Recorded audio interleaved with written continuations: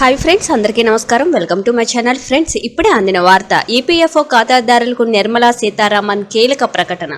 EPFO ప్రభుత్వ ఉద్యోగులకు pension అనేది రిటైర్మెంట్ తర్వాత ఫైనాన్షియల్ సెక్యూరిటీ అందిస్తుంది. అయితే ఈ వ్యవస్థలో తాజాగా కొన్ని మార్పులు జరిగాయి. ఇవి కేంద్ర ప్రభుత్వ ఉద్యోగులను కొంతవరకు షాకుకు గురిచేశాయని చెప్పవచ్చు. కొత్త నిబంధనల కారణంగా కొందరికి పెన్షన్ రాకపోవచ్చని తెలుస్తుంది. పారదర్శకత, అవినీతి నిర్మూలనను ప్రోత్సహించే లక్ష్యంతో ఈ మార్పులను రూపొందించినట్లు ప్రభుత్వం చెబుతుంది. సెంట్రల్ సివిల్ సర్వీసెస్ పెన్షన్ రూల్స్లో చేసిన ఈ మార్పులను గురించి ఉద్యోగులు తెలుసుకోవడం చాలా ముఖ్యం. 2025 మే 22 నుంచి అమల్లోకి వచ్చిన ఈ నిబంధనలు ఆర్థిక క్రమశిక్షణను పెంపొందించే దిశగా అడుగులు వేస్తున్నాయి. ఆ కొత్త రూల్స్ ఏంటో మనం ఇక్కడ తెలుసుకుందాం. Central civil services amendment rules 2025 ప్రకారం పబ్లిక్ సెక్టర్ ఉద్యోగులకు సంబంధించి కీలక నిర్ణయం తీసుకున్నారు. 2025 మే 22 నుంచి అమల్లోకి వచ్చిన ఈ నియమం ప్రకారం సర్వీస్లో ఉన్నప్పుడు డిస్మిస్ లేదా రిమూవ్ చేసిన ఉద్యోగులు రిటైర్మెంట్ తర్వాత పెన్షన్ బెనిఫిట్స్ను అర్హులు కాదు. గతంలో డిస్మిస్ అయిన కొందరికి పెన్షన్ అందేది, కానీ ఇప్పుడు ఆ వెసులుబాటును రద్దు చేశారు. అయితే ఈ నిర్ణయం అడ్మినిస్ట్రేటివ్ మినిస్ట్రీ రివ్యూ తర్వాత మాత్రమే అమలవుతుంది.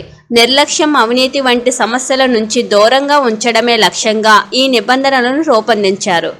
ఎవరికి వర్తిస్తుందో మనం ఇక్కడ తెలుసుకుందాం. ఈ కొత్త నియమం 2003 డిసెంబర్ 31కి ముందు సర్వీసుల్లో చేరిన కేంద్ర ప్రభుత్వ ఉద్యోగులకు వర్తిస్తుంది. ఈ తేదీకి ముందు చేరిన వారు ఓల్డ్ పెన్షన్ స్కీమ్ కిందకు వస్తారు.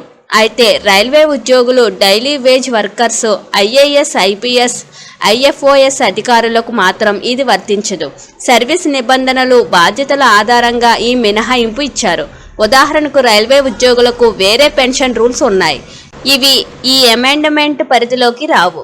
2004 జనవరి 1 తర్వాత చేరిన వారు నేషనల్ పెన్షన్ స్కీమ్ కిందకు వస్తారు. వారికి ఈ నియమంతో సంబంధం లేదు.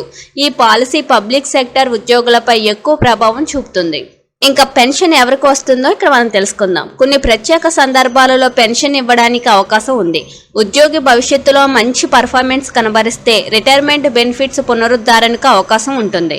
ఈ నిర్ణయం సంబంధిత అడ్మినిస్ట్రేటివ్ మినిస్టరీ రివ్యూ ఆధారంగా తీసుకుంటారు. అలాగే మానవతా సాయం కోణంలోని ఫైనాన్షియల్ అసిస్టెన్స్ లేదా అలవెన్స్ రూపంలో సహాయం అందించే వీలుంది. ఉదాహరణకు ఉద్యోగి కుటుంబం తీవ్ర ఆర్థిక ఇబ్బందుల్లో ఉంటే ఫ్యామిలీ పెన్షన్ ఇవ్వచ్చు. ఈ విధానం సిసిఎస్ పెన్షన్ రూల్స్లోని స్పెషల్ ప్రొవిజన్స్తో లింక్ అయి ఉంటుంది. 2025 మార్చి 27న ఫైనాన్షియల్ మినిస్టర్ నిర్మలా సీతారామన్ ఈ నియమాలను పార్లమెంటులో వెల్లడించారు. Thank you for watching this video.